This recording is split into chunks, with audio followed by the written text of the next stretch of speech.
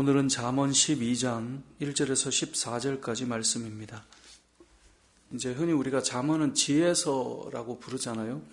지혜가 얼마나 중요한지 잠언에는 담겨 있고요. 또 어떤 사람이 지혜를 얻는지 그 사람의 특징도 말해주고 또 어떻게 지혜를 얻는지 그런 방법도 알려줍니다. 오늘 본문은 여러 내용을 담고 있지만 특별히 1절 한 구절로 좀 오늘은 나누고 싶은데요. 1절 말씀을 보면 지식을 좋아하는 자, 지혜를 얻는 자는 어떤 사람인지 알려주는데 이렇게 말합니다. 훈계를 좋아하는 자가 지식을 좋아하는 자다. 이 말은 뭐냐면 훈계를 좋아하는 자가 지식을 얻는 자다라는 그런 의미와 같습니다.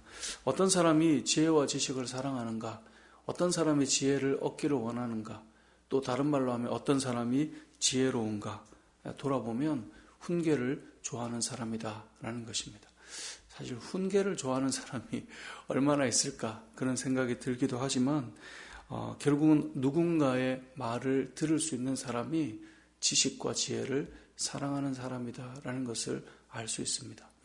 예전에 어떤 분께서 그런 말씀을 하시더라고요. 좀 연배도 있고 이 후배의 말을 참 잘 들어주는 분이셔서 어떻게 그러신가 이렇게 말씀을 좀 나눴는데 그분이 의외의 말씀을 하시더라고요. 나이를 먹을수록 다른 사람 말 듣는 게 사실은 별로 편하거나 유쾌하진 않다. 그런 말씀을 하시더라고요. 정말 잘 들어주시는 분이신데도 그런 말씀을 하시면서 특히 말이 길어지면 듣는 게 더 힘들다. 그런 말씀을 하셨어요. 사실 그 정도 연세에 또 지혜가 상당히 있고 후배들이 많이 여쭙기도 하고 이런 분이기 때문에 사실 참 안 들어도 될 만한 그런 분인데도 참 잘 들으시는데 근데 그게 우리의 어떤 이 성향과 성정과 사람의 성정과 참 닮아 있느냐, 사람이 성정이 그러냐, 근데 그게 아니라는 거죠. 누구나 다른 사람 말을 막 길게 듣는 것을 좋아하지는 않는다는 거예요. 그런데 정말 지혜롭고 지식이 있는 사람들의 특징은 다른 사람의 말을 잘 듣는 사람이 그분도 참 깨어있는 분이라고 후배들이 참 많이 얘기했었거든요. 결국 보면 들을 수 있는 귀가 있을 때 그 사람이 지혜로운 사람이라는 겁니다. 반면에 지혜롭지 않은 사람의 특징은 뭐냐면 잘 듣지 않는 사람들이에요. 판단이 빠르고 다른 사람들의 결정을 중요하게 여기지 않고 그래서 빠른 판단으로 자기가 결정하는 것, 그게 늘 옳은 거예요. 그러니까 지난번에도 우리가 나눴지만 많은 사람들이 생각을 많이 하고 얘기를 해도 이 판단이 빠른 사람들은 그런 얘기를 들어도 본인이 딱 생각하는 것, 그게 맞고 더 문제는 다른 사람들의 말이 잘 안 들어오는 거죠. 그러면 어떻게 될까요? 보통 이런 사람들의 특징이 젊을 때는 아마 지혜롭다는 얘기를 많이 들었을 수 있어요. 같은 또래에 비해서는 판단이 빠르고 생각이 빠르니까. 근데 그것이 오랜 시간 굳어져 가기 때문에 결국은 타인의 생각과 소리가 들어가지 않으면 그 자리에 머물러 있을 수밖에 없어요. 물론 본인의 빠른 판단으로 어떤 것을 기지를 발휘해서 해결하는 능력이 있을지는 모르나 심사숙고한 사람들의 긴 생각을 사실 이겨낼 수가 없단 말이죠. 그래서 결국 생각해 보면 어떤 사람이 지혜로운가? 잘 듣지 않고 자기의 생각이 옳고 다른 사람이 어떤 생각을 하든 내가 생각한 것이 항상 옳다라는 결론을 내리는 사람보다 오늘 본문에 나오는 1절에 훈계를 좋아하는 자가 지식을 좋아하고 이런 사람들이 지혜롭다라는 것입니다. 이 잠언은 아버지가 아들에게 또 이 지혜자가 사람들에게 전해주는 글이기 때문에 이 훈계라고 하는 단어를 쓰지만 조금 우리의 입장에서 바꿔본다면 이렇게 말해보면 어떨까 싶어요. 타인의 생각을 좋아하는 자는 지식을 사랑하는 자다.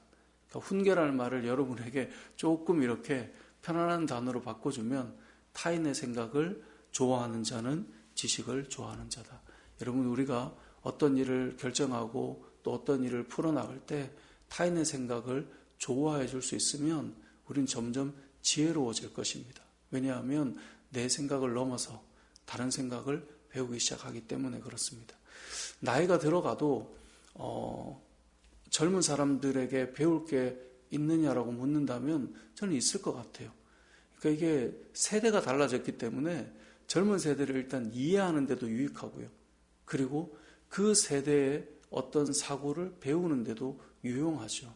그래서 옛날에는 이랬어가 아니라 지금의 세대는 어떤 생각을 하고 같은 것을 보고도 어떤 마음을 가지는가를 아는 것 너무나 중요하지 않겠어요? 그래서 듣는 것이 필요합니다. 오늘 본문에 우리가 14절까지 읽었지만 15절을 보면 다른 사람의 말을 듣기를 좋아하지 않는 사람들의 특징이 뭐냐? 미련한 자는 자기 행위를 바른 줄로 여기나 지혜로운 자는 권고를 듣는다.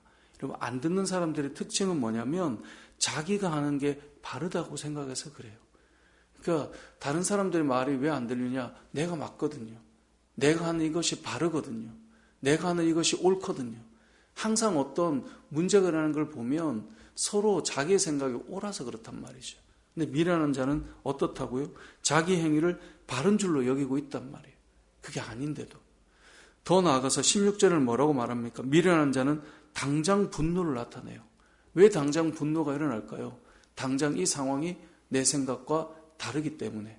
그 앞에 보면 내가 옳은데 내 생각과 다른데 그렇게 흘러가면 이제 화가 나기 시작하는 거예요. 근데 이 화가 난다는 건 어찌 보면 열정도 있고 발음에 대한 뜨거움도 있으니까 그럴 수도 있지만 결국 지혜로운 자가 다른 사람의 말을 듣는 것과 달리 그러지 못한 자는 내가 맞다라는 것. 그게 안 되면 화가 난다라는 것. 그것이 미련한 자의 특징이다라고 오늘 본문은 말씀하고 있습니다. 특별히 우리가 가장 지혜롭다라고 말하는 성경의 인물은 솔로몬이었습니다. 여러분 잘 아는 것처럼 하나님께서 솔로몬에게 무엇을 구할지를 물어보았을 때 솔로몬이 구했던 것이 우리가 잘 아는 것처럼 지혜다라고 말하고 있지 않습니까? 근데 제가 예전에 구약 성경으로 설교를 할 때 솔로몬이 구했던 것을 지혜라고 표현하지 않고 다른 표현을 성경은 쓰고 있다라고 말씀드렸는데요. 열왕기상 3장 9절에 그는 하나님 앞에 이렇게 기도합니다. 누가 주의 이 많은 백성을 재판할 수 있사오리까? 듣는 마음을 종에게 주사 주의 백성을 재판하여 선악을 분별하게 하옵소서. 듣는 마음을 종에게 달라고 그런 구했습니다. 그러니까 이렇게 기도할 때 하나님께서 그 다음에 뭐라고 말씀하셨냐면 너가 지혜를 구하고 있구나 라고 말씀하셨단 말이에요. 그러니까 솔로몬이 구한 것은 듣는 마음이었어요. 근데 하나님께서는 그걸 지혜라는 단어로 말씀해 주셨어요.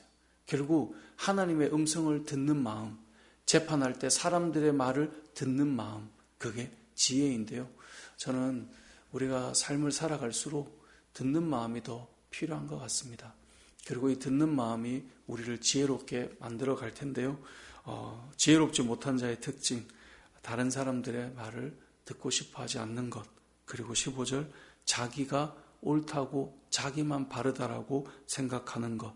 그리고 그대로 되지 않을 때 분노가 일어나는 것.